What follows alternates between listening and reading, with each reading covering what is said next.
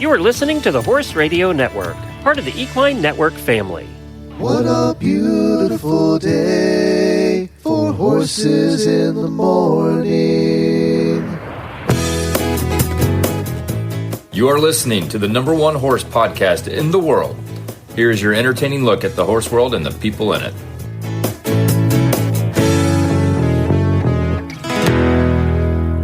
Well, good morning, everybody. I am Glenn the Geek in Ocala, Florida. And I'm Karen Chatton from Gardnerville, Nevada, and you are listening to Horses in the Morning on the Horse Radio Network for February 13th, episode 3364. Good morning, Horse World.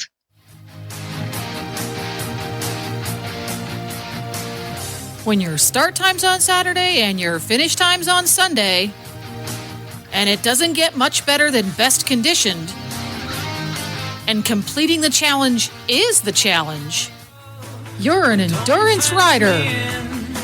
That's right. It is Endurance Day, the second Tuesday of every month. Can't believe we're in the second month of this year already. But Karen is back, and we're going to talk about endurance as we have for the past 10 years? 10 years. 10 years. Wow. Congratulations. You've made it longer than 99.99% of all podcasters. So good.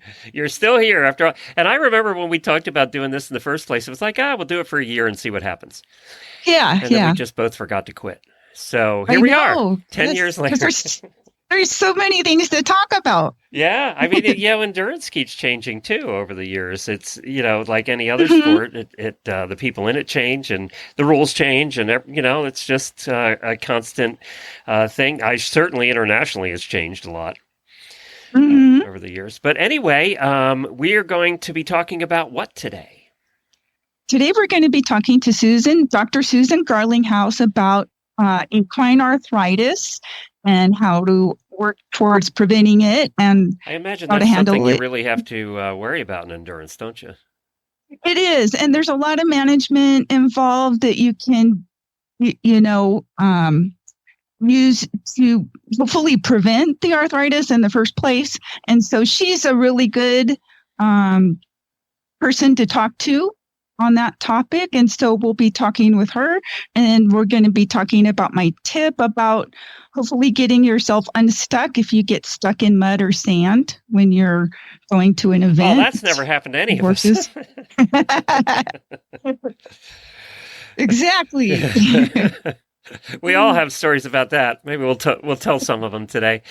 Also, you've been having some weather like the rest of the country. Everybody's getting hammered this year. So, would you have started events already, or? I had two different ones I wanted to go to that both got canceled because of the weather. So that's kind of a bummer. You hate to start the year out. Well, and let's remind new listeners, Karen's on the West Coast, so you guys not only been getting snow, but you would normally be going to California, and they've been just getting pounded with rain. So, right, yeah. Rain, and now Southern California's been having earthquakes. I saw that. They're just little ones, though. They're used to that.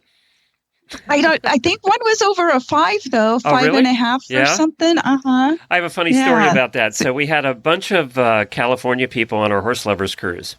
And the one day it got kind of bumpy. And it was a big ship. So relatively speaking, it was kind of bumpy. But there would be occasion when they'd hit a wave and you'd feel the ship, even that size, shudder a little bit. And the California people said the first couple times that happened, we were just on alert because you think earthquake. They think earthquake right away. Sure. So they're so conditioned to feel it and think earthquake that they were even doing that on the ship. It's like, nope, different kind of shudder. Right. You kind of pause and wait to see if it's going to continue or not. Do you get them where you are? Oh, yes. Well, I'm in the Sierras. That's how the mountains were formed. Oh, that's true. Yeah. That's true. Exactly. So have you been able to ride at all and train? I have been. I've been doing a lot of training, still doing a lot of groundwork with the new horses. And the one new horse, he had an issue with the trailer loading before I got him. His breeder didn't realize that he put him in the trailer with a hornet's nest. And that's fun. Well, yeah. And so now I'm kind of working with dealing with that anxiety. I've tried some of the calming supplements and just working on our trust and his comfort level, getting him close to the trailer, or I have put him in it a few times. He goes in it, but he gets real anxious if you close it in. So if anybody out there listening has any suggestions for me, I'm all ears. I don't know how you overcome the hornet's nest in the trailer. That's a tough one. I think he probably just didn't use it very often. Like it was, his old stock trailer, and he knew he was going to be selling the horse. And so he was putting him in and trailering him for short periods of time to get him used to it. Was the horse in there? Did he notice the hornet's nest, or was the horse in there just getting stung the whole time he was driving around? I don't really know. He didn't really elaborate. But I wouldn't be able to overcome that. I'd never get in a horse trailer again. I know. I can't blame the poor little guy. I feel so bad for him, because he'll go in and stand there and he's fine with me. But if you try to close the divider or the back door, that's when he starts to panic. That tells me he was stuck in there with the bees. I think so. Oh my God, it's good you're not in the sport where you have to drive and trailer a lot. Thanks, Glenn. Well, at least the other horses both are self-loading themselves now, so I'm happy there. They're both doing great. Will he go in? Is he better if there's another horse in there, or is it the same problem? Yeah, I think it's going to be the same problem. So we'll see. Well, I don't know how you overcome that. I think I'd have trouble mentally overcoming that one. So I know it's just taking time. I think it is just. But he's great with everything else. I have been riding him, and he's been just wonderful under saddle, and he's learning all sorts of stuff. So everything's coming along really good. It's just that, we did hit a little snag there with that anxiety issue once he's closed inside. Okay, so I have to ask you a question. Now, for new listeners, Karen competed a couple campaigners for a long time that were really high mile horses and were well trained, and you knew each other, you were partners, and then then you had to start over really with these new horses you got, and you campaigned those for 10 years? Chief did, I think, 17 seasons of endurance, and I rode him altogether about 20 years. And then the other horse wasn't quite that long. I'm not entirely sure, probably 12 or 13 years. And yeah, Chief had almost 16,000 miles and Bo was over 10,000. So you went from that, really having a steady Eddie horse you knew you could get on for all those years. And then you're older now, right? So, you're that much older, and now you're getting new horses in. Were you dreading having to start over? Were you looking forward to it? And how have you been mentally starting over with horses? Good question. Yeah. A little bit of everything. At first it was tough realizing, you got to start over at some point if you're going to stay with it. And it's so that was hard. It's daunting to think about after you had all those years of steady eddies. It is. Yeah. And I hadn't really started a young horse for, 20 years. So you forget all the stuff that you learned and that they have to learn.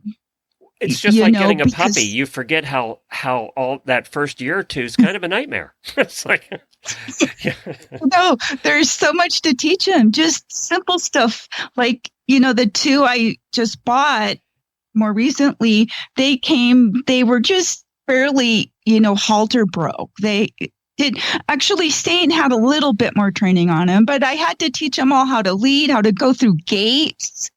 How to tie, how to pick up their feet, lots of stuff that, when you do it with the other horse for 20 years. You just take it for granted. It's just, the horse does it.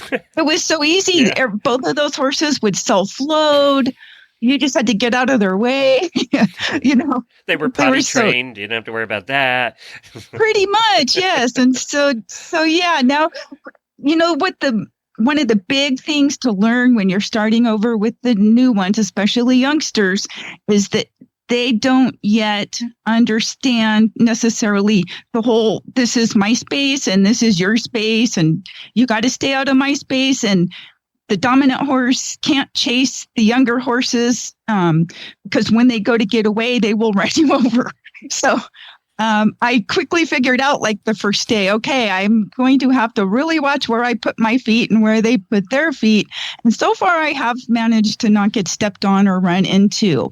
But we did have to spend some time working on training and, stopping the dominant horse because he kept wanting to chase the other two away. When you have an extra layer of training, too, in endurance that, you have at horse shows, but not so much as they do in endurance, because you're spending a weekend out there camping usually, and camping usually with not a lot of amenities, and you have to teach your horses to be tied, to be corralled in a small space or tied to the tie line or whatever. And they have to learn to be patient for hours on end, and that's not a quality that a lot of horses have right away. Exactly. They need to learn that. And they've also got to learn about being separated from other horses and being comfortable on their trailer with eating and drinking. And that's why we put a lot of effort ahead of time into practicing those kinds of things. We think about the riding all the time, but it's all these little things, as all everybody here listening knows. It's the little things that take the most time. Exactly. Early on, I knew winter was coming after I got these. And so I spent some time, I've been doing the clicker training with them and just getting them used to putting blankets on them. And I'll tell you what, that clicker training and the positive reinforcement is wonderful because within a day, I could just go throw blankets on either of the horses. And they've decided after we were getting down into like minus temperatures that they really like their blankets. Yeah, all of a sudden you like those. Because it was just, not only was it below freezing, like well below freezing, but we had high winds. Well, speaking of weather, let's go into your endurance tip and talk about that because that directly involves weather. It does. Okay, so one of the things I was thinking about that happens to a lot of us over the years on rides is we go into a ride camp and camp is beautiful and everybody parks and we do the ride. And then sometime during the ride, a big storm comes in, soaks the place. And now when it's time to leave, people are starting to get stuck. So, and that has happened quite a few times, more times than I can count on all my fingers and toes, I'll tell you. And sometimes we're lucky and there's somebody that has a tractor and they come and help the rigs out. And then other times we don't always have that kind of help, or, some of the ride camps, we don't even always have cell service to call for help. So you have to learn how to get a little bit more prepared going in. And so my advice for people when you're camping a lot, or even if you live on a farm where you've got a dirt road where it can get muddy or you have a lot of sand, one of the ways you can get prepared is to get yourself a toe strap or a snatch strap or some traction mats. In the old days, it used to be chains, right?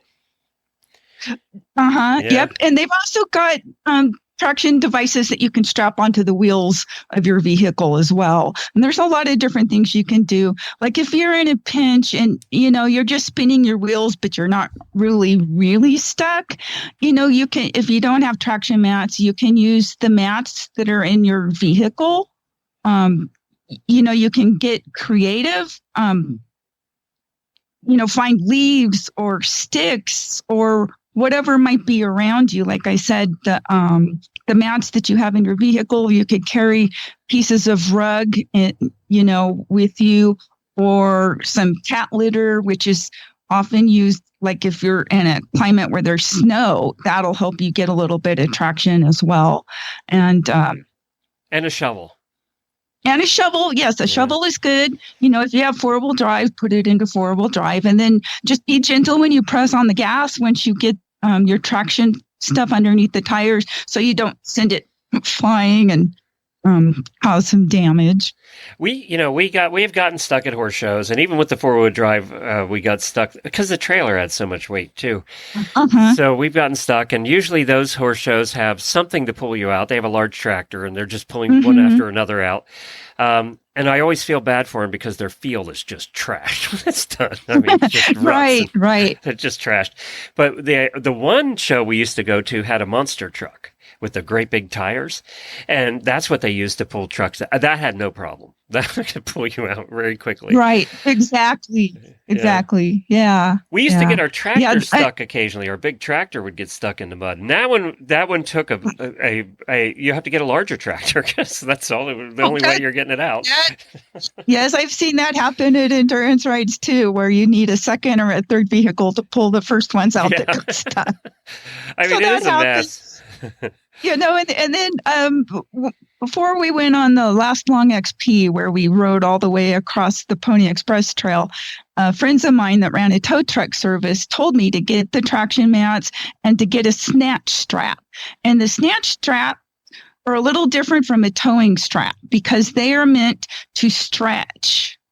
So it stretches and stores kinetic energy. So when the vehicle starts to move, that energy is released. And then that helps you gain traction and get moving again. And I agree with you. I think theirs are better just because you don't usually have the snap and the throwback like the old chains used to. If the chain snapped, you were in trouble because it was flying back, hitting the truck or hitting something. Yeah, you don't want that to happen. Yeah. And the recommendations for the braking strength on one of those should be between 2 and 3 times the gross vehicle mass of the lightest vehicle being used. Okay. So the one I got was rated for like 80,000 pounds, which is about 3 times the weight of my 3-horse living quarter and truck. And have you used it? Oh, several times. I've used it, and several other people have used it. The traction mats have been used quite a bit. Absolutely. And it's like I said, there were times where we either couldn't call for help or there wasn't any. And, you need to be able to kind of figure stuff out. And so having those tools with you, or, by planning it and getting them and having them when you travel can really be a lifesaver. And I did want to mention for those listening that Karen's sound is not perfect today. They were having weather up there in Nevada, and I think her internet's just a little goofy. You said you've lost power quite a bit too. We have, yeah. Sorry about that. Yeah, you're just breaking up a little bit, but it's not bad. So get yourself a snatch strap. They're usually, I think we paid $70 for ours. Right, something like around there. Yeah. Right. And some traction mats. Yep, and make sure you can get out. And I'm sure a lot of the people in the Northeast today, as we're recording this, got a big snowstorm last night. So they're going to be using it for other purposes other than Yes, we have storms incoming as well, more of them. California snatch strap's not even going to help you. You're just going to float away. But one good thing about California is we shouldn't hear about a drought this year. All the reservoirs should be full. Right. Yeah, shouldn't have that problem. One thing or another in California. Everybody picks on Florida because we get hurricanes. California has either is drenched with half the states, sliding into the ocean. They're so dry that everything's dying from dry rot, or they have earthquakes and it's all going to fall back into the ocean. So I think California has it worse than we do. That's my official opinion. All right, let's call Kristen at Distance Depot. What are we talking about with her today? We're going to be talking about cinches and toe clat products. Good morning, Kristen. Thanks for joining us. Tell us what you want to talk about today. Good morning. Well, I don't think we've talked about girths for a while, so I thought I'd let you know, or let your listeners know what we offer. We have a pretty wide variety of girths. I would say our most popular girths are the Montana cincha mohair girths that we offer. They come in 5 different styles, so pretty much every style to accommodate everyone's saddle, hopefully. We have an endurance model and the whip stitch roper. The whip stitch roper is Montana Cinch's, probably best-selling girth. It has Western buckles, 26 strands of mohair, and it's wider in the center, so in between your horse's legs, for more comfort and weight distribution for the horse. And we had them redesign that a little bit with our English buckles so that it will work with most of our endurance saddles that have the English billets. So we offer those two girths, of course, a straight English girth and a straight Western girth. We use stainless steel roller buckles on all of our girths, so that's a helpful thing when you're girthing up. And we also have neoprene backers to protect the horse's side from these buckles, and an exclusive Velcro strap, which keeps that neoprene from flipping over and letting that buckle touch the horse's side. So it's all about your horse's exactly. comfort. I've had some of the best luck ever with the mohair girths. They're just wonderful, and these last forever and ever and ever. They do. You have to hand wash them. You can't throw them in the washing machine because, of course, it's a natural fiber, and they don't stretch. People think mohair has like this stretch to it. It's a natural fiber and it does have some give, but it shouldn't be stretching. But it's super comfortable, and mohair is known for not galling. So if you have any galling issues whatsoever, this is the girth to go to. Try a mohair. Exactly. Yes. And your prices are very reasonable on them. Yes, and it comes with free shipping as well. So if that's all you need that day, you throw a girth in your cart, and free shipping is always nice. So we do offer toe-clat. They're woolback and coolback girths as well, both in the English and Western styles too. And those are, the woolback pads and the coolback pads. These are the same materials in their girth. They're awesome. You can throw them in, because we know how dirty our girths get. You can throw them in the wash, super fast drying. So, even in between your holds, they're busy drying. They're just super, super products. So you can find those on our website. Okay. And I see you also have several accessories. We do. Yep. Tell us about those. Okay. We do have some. We have, because we make our sheepskin products in store, we offer the sheepskin cinch ring protectors. So if you happen to have a girth at home that doesn't have any protection against the horse's side, this is a nice alternative, keeps the horse comfy and prevents that buckle from digging into his side. Thin Line also and Cashel also offer a cinch ring protector, and those are both in neoprene, and you can find those on the website as well. We have billets, girth extenders, lots of different things, Latigo, and just lots of different options there. Okay, and how would somebody get in touch with you? Well, they could call us toll-free, 866-863-2349, or visit us at thedistancedepot.com. Especially with performance horses, flies can really be a nuisance. Fly predators are a great investment of all the different poisons and insecticides and different things you could use. I don't know of anything that is more economical and more effective than Spalding fly predators. Our guest this morning is Dr. Susan Garlinghouse. She is an equine vet and an endurance rider, and she's joining us this morning to discuss arthritis in our equines. Thank you for joining us, Dr. Garlinghouse. Thank you. Thanks for inviting me. Okay, so let's start with just the basics of what can we do with our horses to try and extend their longevity and prevent them from getting arthritis? Well, this is actually, today's going to be a little bit of a preview. I'm actually going to be teaching this as a full seminar next week at the AERC convention in New Mexico. But, and even that kind of sprang from a series of articles that I just finished writing. I think kind of the basic concept that I'm focusing on is that it is a mistake and that you're losing a window of opportunity if, when you're managing arthritis in a horse, you don't do anything until that horse is already testing positive to flexion testing, or you're doing, that doesn't look right. He's not moving quite right. Let's take some radiographs of his hocks. And it turns out he's already got some arthritis. boy, you've really it's kind of a day late and a dollar short. At this point, all you can really do is try and slow down the progression, and you can give them anti-inflammatories to make them comfortable. But of course, in endurance, you can't give them anti-inflammatories or any of those drugs during competition itself.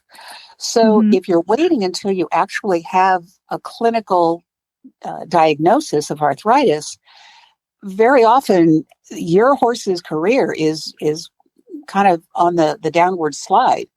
So what I wanted to talk about is that there are a lot of things that you can do, starting even with very, very young horses, long before we normally traditionally start thinking about arthritis, to prevent it from developing in the first place. And there's a lot of little things. And I know that right now, Karen, you're starting a whole new crew of some young yes. And you're teaching your job, but you're not going out and necessarily doing tons and tons and tons of miles and putting a lot of pounding on those joints before they're really mature.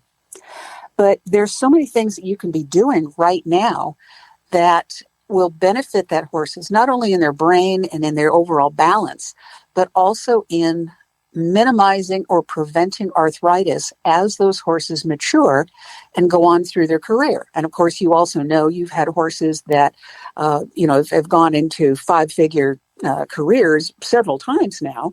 So, that is definitely something that it's well worth it to invest a little more time and effort when the horse is young than waiting until it's, day late and a dollar short. Right. Yeah, like my 4-year-old, I've sat on him once for like 30 seconds. I'm in no hurry. Sure, but you've been posting about all kinds of other skills that you're teaching him and practicing, all kinds of things, just like trailering, so that he's not, playing BB in a boxcar when you do have to start taking him to a real ride. He's going to be relaxed. Right. Teaching him all of those skills. And those kind of things are really important. Especially when you do start backing these young horses. And it's really, really important that I always found it humorous that in endurance, very often we talk about, you're sitting on a horse's back for 30 seconds, and we still think of these horses as babies. Whereas in other sport, a 4-year-old horse is considered almost elderly. Right. And unfortunately, in some disciplines, they are. Those horses are pretty much done by the time they're 4, 5, 6 years old. And very often that's going to be because those horses were asked to perform before that skeleton is mature. Now, the horse skeleton matures from the bottom up. Some of those growth plates, those are actually closed by the time the foal is born. But it takes up to about 7, even starting to approach 8 years old, before that skeleton is fully mature. And the last thing to mature is the dorsal spines, the little parts that poke up of the vertebrae. So again, you're starting from the bottom and you're working your way up. And a lot of people will go, okay, yeah, his knees are closed. You can go ahead and start doing anything you want to with him. But that's not really true. You've got some bones that are closed, but lots and lots and lots of others that if you start putting a lot of concussion on those joints before it's mature, you're going to be getting a lot of inflammation. And inflammation in the joint is what is the initial precursor of what eventually is going to lead to arthritis. So one of the very first things that we can do is just don't start these horses too early. Now, in endurance, we don't allow horses to do even a limited distance ride until they're at least 4 years old. We don't let them do a 50 until they're 5, and we don't let them do 100s until they're 6. But that doesn't necessarily mean that it's a complete green light that, okay, today's his 4th day, let's go out and I want to go win an LD. He still has a baby skeleton. And he will for yet. So there is a everybody has to ride their own ride, and everybody has their own goals of what they want to do with their horse. But if your goal is to, like you, have horses that, holy cow, you and I have known each other for what, probably coming up on 30 years now? I think so. Since the early 90s. Isn't that crazy? Yeah. Oh, gosh, I know. Where did that I time know. go? I'm feeling old now. How about you? And, I remember when you were still riding Dreamweaver, and holy cow, what was your other gray horse? I'm having a brain fart today. Rocky. Rocky, and then you moved on to Chief and Bo and all of these other horses, and now you're on the next generation. But those horses, you all had long careers because you were not going out and asking them to do too much too early, and that's going to be a key thing. That don't take babies and ask them to do things that their frame cannot do yet. Now, the other thing you can do when they are still relatively young is that you can spend a lot of time and effort in schooling and training to teach them to travel in a very balanced frame. If you have, and we've all seen it, we've gone to all kinds of different equestrian events where you see horses that their head is up in the air and their back is hollowed out and the legs are going in all four directions in no particular order. That puts a lot of strain and concussion on the joints. Right. So, and the same thing happens that, to some extent, you have a horse that is not experienced yet. If you take them to an endurance ride and you're at the start and they're all excited and they see all of these other horses taking off, they're going to want to go too. But if you really work on, no, we're going to start after the rest of the pack. We're going to walk. We're going to take it easy. And then we're going to work into just a nice little working trot. Then there's lots of things that teaching them to be a professional about approaching this and not getting race brain yourself as a rider and not letting the horse get race brain. Don't rely on running up on the horse in front of you to use somebody else as a brake. Don't let it go because there's no worth, it's not worth it getting into a fight. It seems like, okay, that's just one day and he'll get better. But you were really writing checks that your horse is going to have to cash 10 or 15 years down the road because it is putting so much more concussion on that frame than it would if right off the bat you were doing your best to keep that horse in a nice, balanced frame, raising his top line, and finding a certain tempo. So that's one of the things that we can talk about. And then certainly, using a very measured approach to actually doing your rides. Doing things like, teaching your horse that when you're going downhill, make sure that you're not pounding heavy on the forehand. If some breeds are better at it than others. I'm really lucky that I have my horse, my Tennessee Walker, John Henry, and a lot of gaited horses are really good at going downhill because they're gaited. But if you have a trotting breed like Arabians that are not necessarily quite as weird about the way they move, then you're better off getting off and leading your horse down hills to save that pounding. Right. I remember like the first season or two with Chief and Bo, especially, I did get off on a lot of the downhills and did it on foot.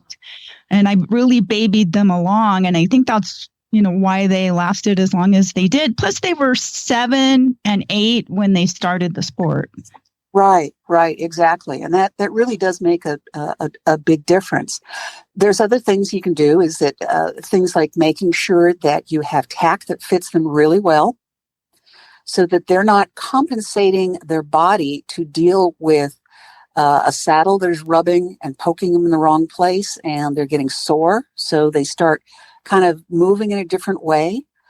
And a lot of that is also going to go towards you have to have a rider on your horse that is not just cargo. They have to be a partner. And so the rider has to be balanced. The rider has to be fit enough to be really helping that horse. Don't be pounding along. Both of us have talked over the years about that you can have a heavier rider, but they ride light. And they're going to put less stress on that horse than a much lighter rider, one that weighs maybe 50 or 75 pounds less.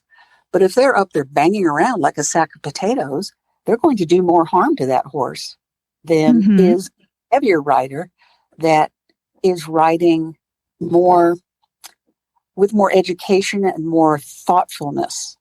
Exactly. One thing I have noticed over the years is how many endurance riders don't know the difference between their diagonals and their leads, and they are not using them equally on the horse. Yes, absolutely.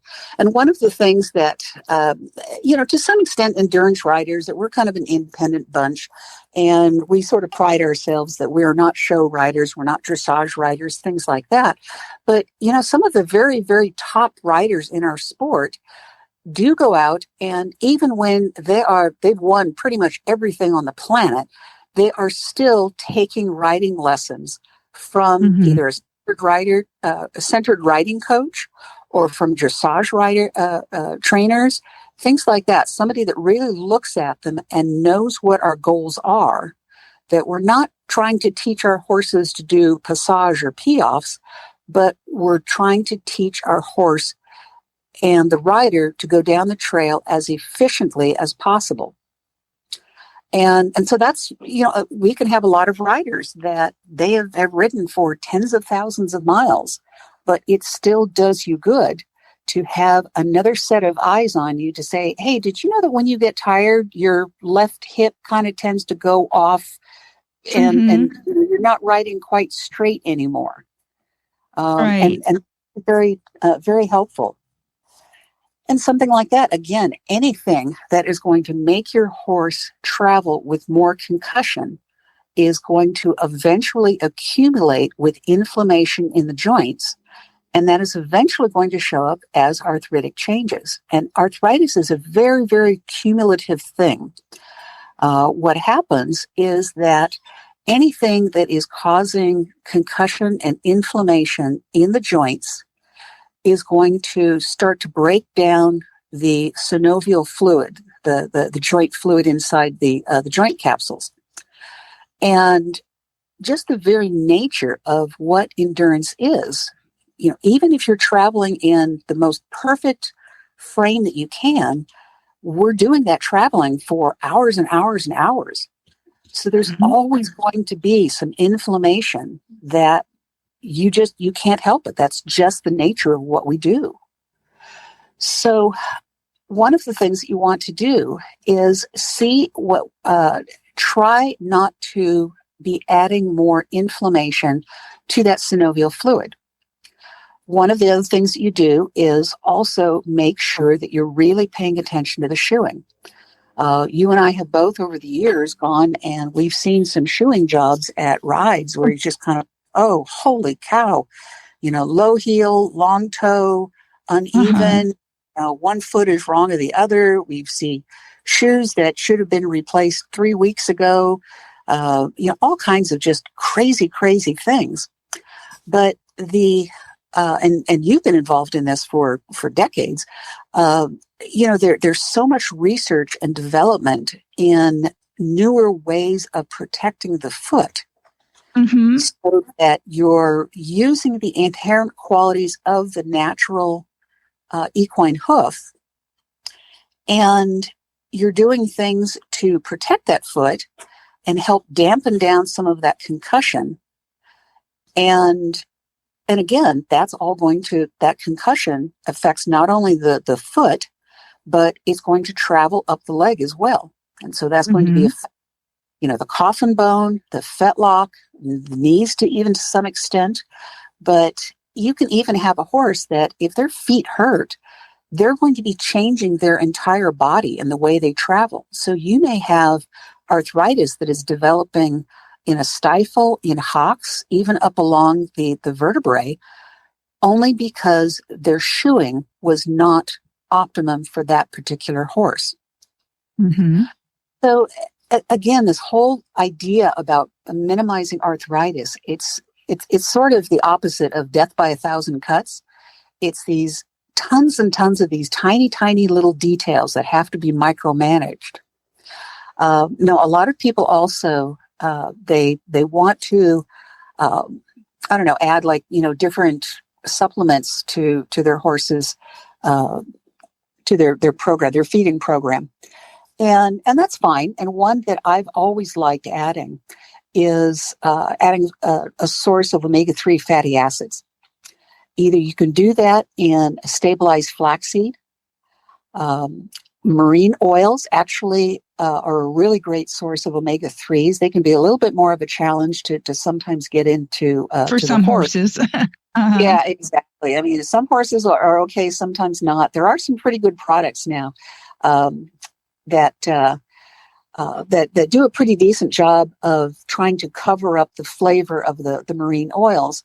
But the marine oils have a higher bioavailability than do plant sources.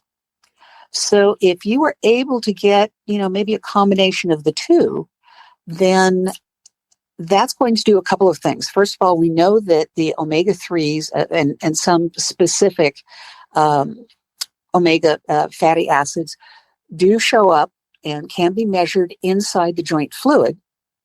But also, everybody knows that if you have a horse that is getting those omega-3s, you can tell them they have just this almost metallic shine to their coat. It's great for their skin and coat. But I have to tell you a funny story real quick. Years ago, I was riding with the junior, and she asked me, why is Weaver's coat so shiny? And I said, because I feed him oil. So she showed up to ride one day, and she had slicked her horse down with oil all over his body. Oh, Lord. She thought I put it on him, not in him. How many times did her saddle slide and she fell off? That's my question. I believe it. Actually, it was cute. She was like 10 years old at the time. Well, it sounded great. It sounded like a great idea. I saw a dog in my paycheck comes from working as an emergency veterinarian and doing a lot of surgery. And I saw a dog come in that had a chronic skin problem. And don't ask me why this had been going on for some weeks, but the owners decided now all of a sudden today at 2 a.m. was the time to bring it in. And I put my hands on this dog and I was kind of like, what is this on the dog? And they said, well, he seemed like he had really dry skin. So they've been washing him in apple cider vinegar. And then they've been putting extra virgin olive oil on him. So I had a craving for salad for the rest of the night with this dog. It was like, okay, we're going to have to talk about what to do here. But excuse me, I'm going to go order something from DoorDash right now. So, one of the things that we can do is that, we can add omega-3 fatty acids, and that's going to make the skin and the coat look really nice and shiny and healthy. But what is hoof tissue? That's also a modified, the same keratin protein that hair is made out of. So if you're getting, some benefits from the omega-3, you're also going to have a hoof wall that is a little bit more elastic, has a little bit more tensile strength. So it's more likely to hold nails if you are, using a nail-on shoe. And it's going to expand and contract a little bit better with every footfall. And that's good. Mm-hmm. So that is one of the supplements that I really like for a horse to have through pretty much their entire life. I've always been a fan of adding some biotin to the diet. We know that in not every horse, but a lot of horses, we will start to see some improvements in the integrity of the hoof wall. So I like having that. I personally just add biotin, but there are, I hear some good recommendations for some of the other, Farrier, supplement kind of sort of things like that. And so I like having them on a decent hoof supplement. One of the other things that people like to do is they want to start adding in some kind of a joint supplement. And it is definitely easier to add something to their mash than it is to inject something. And the thing with the supplements, and these are going to be the things like the chondroitin sulfates and the glucosaminoglycan products, that you can look at two different products and look at the ingredient statement, and both of them will say that one dose delivers, I don't know, say 1,500 milligrams of chondroitin sulfate. And one of those is a much more expensive product, and the other one is maybe not as well-known a product, but you're looking at the ingredients and say, well, this one delivers exactly the same milligrams. It must be exactly the same way. It must be exactly the same thing, and it's just as good for a lot less money. And that's where it starts getting a little bit difficult, because that's not necessarily true. You can have the molecules of the chondroitin sulfate, and those are measured in a particular unit called Daltons, and it will tell you how large that molecule is. So you can have one molecule that is much, much larger, much higher Daltons, and that still counts as chondroitin sulfate or glucosamine. You can have another molecule that is much, much, much smaller, and at the same time, as it turns out, is much more expensive to manufacture, therefore is going to have a much higher price tag. But both of those still count as glucosamine or chondroitin sulfate. What the difference is that really large molecule, the one that was developed less expensively, is going to be much, much less bioavailable for that horse to be able to absorb into the system because the molecule is larger. It's the small molecule that is more bioavailable and is more likely to be absorbed into the system and then get to the target tissue, which is going to be inflamed joints. Otherwise, a large molecule, basically, you're just contributing to a really expensive poop pile. Right. Is there any way to tell on the product packaging? There's more, probably, I think there's more products out there now that actually have the research behind them, but it does take more than just showing up the feed store and saying, okay, well, I've heard of that name, so I'm going to pick up that one. And I hope I'm not getting into trouble by actually naming a particular product, but pretty much the original company that did do the research and does have the data to prove their claims is Cosequin. That's what I give my old dogs. Exactly. Yeah. And me too. And the same the same qualifiers apply to dogs and cats and things like that as it does to horses. We just give it in a different form to the horses, but the same thing still applies. Now there are probably more companies that have actually done the research and have the clinical data that they can prove their claims. And I haven't done any kind of an exhaustive look into it, but usually anything from Kentucky Equine Research, they don't tend to put out things unless they can, they've done the research and they've backed it up. So I tend to really trust their products. I've always trusted Cosequin, but just because of the nature of the GI tract, any sort of an oral supplement like the Cosequin is still going to have a very, very low bioavailability, usually in the neighborhood of around 3 to 4%, which is why you have to feed so much of it for some of it to actually get into the system. You have to feed 10 grams of that stuff every day.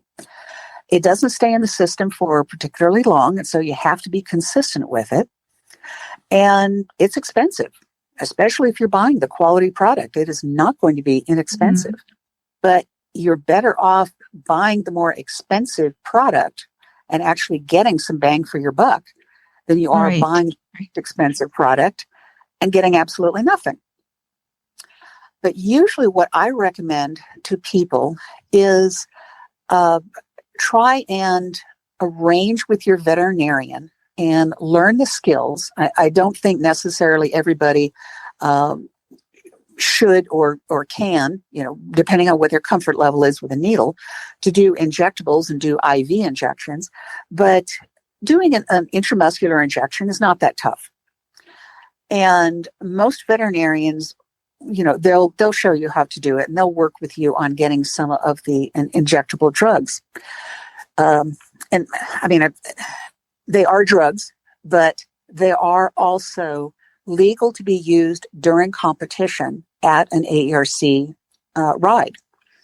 You cannot use a needle to inject anything once competition is started, and that's when your horse has gone for his initial vet check. That horse is considered in competition. He cannot be injected with anything, or he's going to be pulled because that counts as treatment until he's gotten his final vet check. But you can prep these horses a little bit for a ride weekend by having some of these injectables on board. Now, this is an off-label use of the medications say, Equine, Pentosan. Pentosan, there is now a, let me see, I've got it written here someplace. There is a product that it used to be Pentosan, and it's now been FDA approved. It's called Zycosan, and it is distributed by Decra. And I haven't tried it myself, but I know some other veterinarians that they seem to be using it and liking it. And Pentosan was the subject of some very good research some years ago by a Dr. Wayne McElraith, who's an orthopedic surgeon at Colorado State University, where I did my vet degree. And he felt that the Pentosan was as good, in some ways possibly even better, than Equine. So we know that there's some injectable products that are out there. What I like to do, pretty much everybody, the manufacturers will say that you're supposed to give, say in the case of Equine, you're supposed to give one full injection, intramuscular, every 3 to 4 days for a total of 7 injections. And however, we know that you can measurably detect Equine in the joint fluid within about 24 to 48 hours. And the way that they determined that doing the full 7 vial protocol was what they recommend was that in their research horses, they were measuring the range of motion in fetlock joints in horses that had the injections every 3 to 4 days. And they continued to get some improvement. But there are, and this is my opinion, and that makes it anecdotal, this is not statistical data, but I've always felt very strongly that we know that you can measure Equine or any of these other injectable joint supports within 24 to 48 hours. And even though they're not going to be in the blood circulation, they will still continue to exert an influence on the joint for at least maybe 72 hours. And some veterinary pharmacologists feel that the influence goes much beyond just 72 hours or so, up to about 3 weeks. If that is the case, then I think that horses that are going to be doing an endurance ride where they're unavoidably going to be accumulating all of this concussion simply because of the repetitive nature of what we do, we're going to be helping out that horse by having some of this Equine or these other joint inflammation, joint supplements on board during the ride itself. And again, this is legal. It is absolutely not going to change their performance in any way. All we're doing is providing some preventative medicine which is kind of puts it into the same category as, say something like giving them the omeprazole to help against gastric ulcers when they're traveling, or even just vaccines, things like that. It's all just preventative care. It's just using it in a different way. This is definitely off-label, and the manufacturers kind of say, no, we don't have any data whatsoever. We only recommend doing it, every 3 days for 7 vials. But this is what I've been doing with my horse, John Henry, pretty much ever since I got him. He was 10 years old when I got him. He's now 23. He will be 24 in April. But I tend to take x-rays of, his fetlocks and hocks and things like that every year or two. And I can still put up those x-rays. And he's got the x-rays of a 2-year-old. He has an amazingly small amount of arthritis for a horse that he is not a small horse. He's carried, significant amount of weight, both his and mine, over the years. And he has 5 tevis buckle completions, which is pretty good when you've got a horse that probably looks like, he should be on a rent string on a beach in Mexico someplace rather than, at a ride like Tevis. But I feel really strongly that this is something to be considered. And again, this is absolutely just opinion. It's anecdotal. I have no data whatsoever to back this up. But this just kind of strikes me as, okay, if it does this, then it will help with this. Right. You're preventing it. Yeah, I think so. Right. So that's, okay, so now, just one of many things. Let's just kind of finish up with one more question is, if somebody does have a horse, say they get one later that's older and it already does have arthritis, what would your suggestions be for trying to maintain that horse and keep them comfortable? Well, pretty much the same thing. It's just understanding at this point, you're now kind of doing a salvage reclamation project rather than prevention. But anything you can do, again, to just minimize stress and concussion on that horse, on all of those limbs where he's most likely to be developing arthritis, then you are at least going to slow down the progression of arthritis. Unfortunately, we can't be giving these horses any kind of inflammatories during the ride itself. Not even the ones that are like, herbal sort of things like cat's claw and right. Those different things like that. All we can do is just continue to try and do everything we can to keep that horse in a balanced frame. And one of the other things is that it sounds crazy, but even more so in the older horses, because older horses, their teeth get harder as they get older. If that horse has not had good dental care, very often they're going to be changing the way that they hold their head and their frame because of pain in their mouth. So it seems like a really, really strange thing is, how can, doing good dental care on my horse help prevent arthritis? But that's exactly what it does. We're trying to keep these horses moving in a straight, balanced, and relaxed frame. And that's going to be just the accumulation of just dozens and dozens and dozens of these tiny little details. So in the older horses, again, it's going to be making sure that you have an educated rider that's riding very thoughtfully. Get off more often, especially on downhills. Make sure that his shoeing is right. Make sure his tack is right. Make sure that he's balanced, he's working in that good frame, and have another pair of eyes looking at that rider on a regular basis to make sure that you're not getting lazy and dumping off to the side so that horse has got to, carry his own weight and yours, but you're out of balance, and so he has to work harder. Does that make sense? That's a perfect answer, and we appreciate all of your time that you spent with us this morning. And I want to wish you really good luck with John Henry at Tevis this year. Well, thank you. Thank you very much. And good luck with your new young crew. And thanks. Glenn, it was great talking to you again. Next time, try and let the rest of us get a word in edgewise, won't you? Karen is the one that deals with health issues. I'm a horse husband, so my wife deals with all of that. Got it. So you carry the credit cards. That's what I do. She deals with the horse issue, the health issues, and I show up. And Yep, I have a husband like that as well. I do the fun part. Yeah, exactly. Yep. Well, thank you, Doc. Thank you so much. It was great talking to both of you. Well, that was fascinating, and I hope, you didn't have to be an endurance rider to get a lot out of that. It applies to any horse. Yeah. Exactly. Yeah, trail riding or up to eventing or show job, it doesn't matter. So I hope everybody got a little bit out of that. If people do want to take a look at doing their first endurance ride or their 50th, where do they go to find them all? Go to the AERC.org website and you can check the online ride calendar.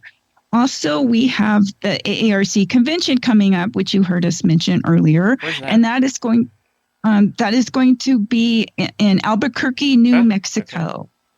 Okay. Are you going? And it's the 23rd and 24th. No, I'm not going to go this year. You decided to stay snowed in at your house? Yeah, I know. Well, I've got these 3 horses to work. That's and right. yeah, they're a lot of work. But it's all fun. I'm enjoying it and I'm having a good time.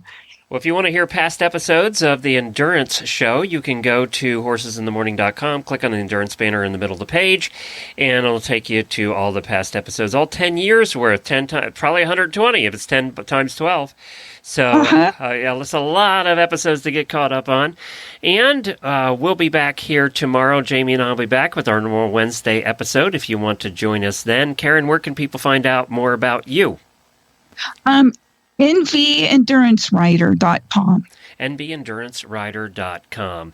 Thank you, everybody, for joining us, and we'll see you all again next month for the next Endurance episode, the second Tuesday of every month.